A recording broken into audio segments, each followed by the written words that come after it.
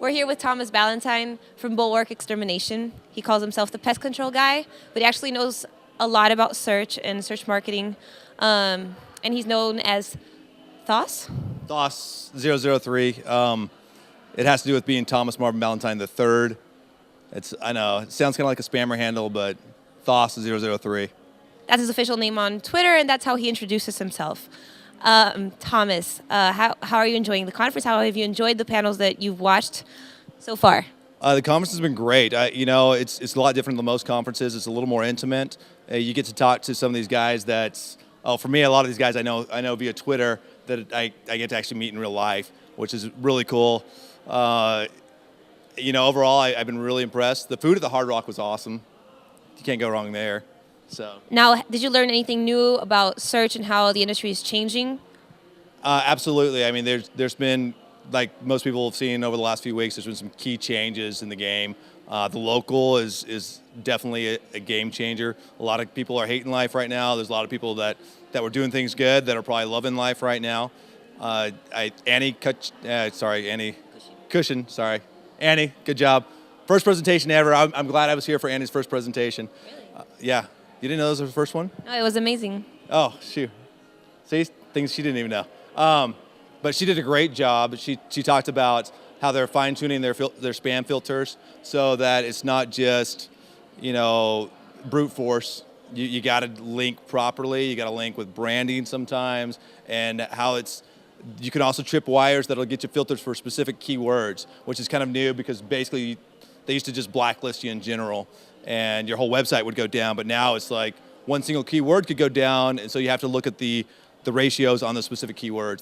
That's pretty key. I mean, especially for guys that have been doing this for a while that just keep pushing links. If you're not doing your linking strategy properly, you could get dinged pretty hard on major keywords. I mean, vanity keywords even that you're making, good return on. So I know social media is not your field of expertise necessarily, but I'm just curious.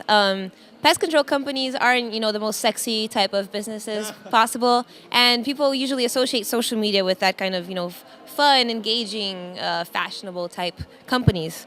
Do you think that social media or a correlation between social media and search could be useful for a company that does pest control? Absolutely.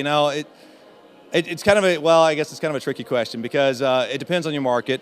And for a lot of people though, I mean, if you're a social person, which should actually be easy for most pest control guys because they talk to people all day long. If you're a social person, it's actually almost a better game for you because you can't get out-socialed. You know what I mean?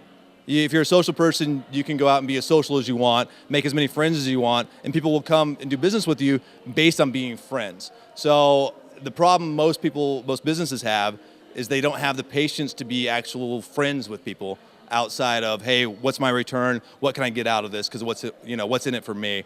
So I do tweet a little bit, probably a lot, considering. But it's social for me, and I even tweet about eating food, I know people have a problem like, hey, why are people tweeting about what they eat? Eating is a social event, if you really think Twitter is social, then you tweet about what you eat, you know what I mean? And how can that benefit marketing companies or brands? How can they actually make use of that kind of behavior on Twitter?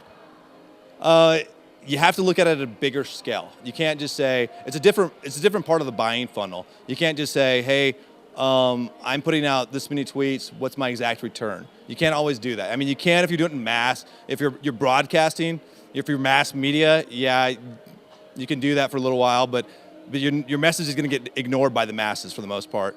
So I see it as you and I are building a relationship, and if you're my customer and I have that relationship with you, I'm likely to keep you around a lot longer. I would rather keep people in my business, satisfied with the service, than just go out and keep trying to find new people to fill an empty a hole in my bucket. What if people actually want to build relationships with the pests? I do have a website called walnutmouse.com. You can go talk to an actual mouse, make them say whatever you want. If you want to build a relationship with a pest, or if you want to build a relationship with me, I know I get accused of being a pest sometimes. Sure, you can call me up sometime. What were your favorite takeaways from the conference? Again, Annie's presentation with the tripping of certain wires on a keyword base That is probably one of the best takeaways I've had. There's other things that, little notes, that good information almost that I don't want to share because some of it's like they just spark that little bit of creativity that could be huge. So, and if it's not huge, I don't want to look like an idiot on video. So I won't tell you about those things ahead of time. Seating's a good one, actually. There's another tidbit for you. Thank you. Any last messages for our, public on Facebook?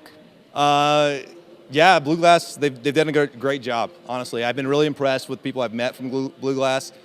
The individuals, when I talk to them on a one-on-one basis, there are people within your organization that know their niche or niche, however you want to say it, sorry.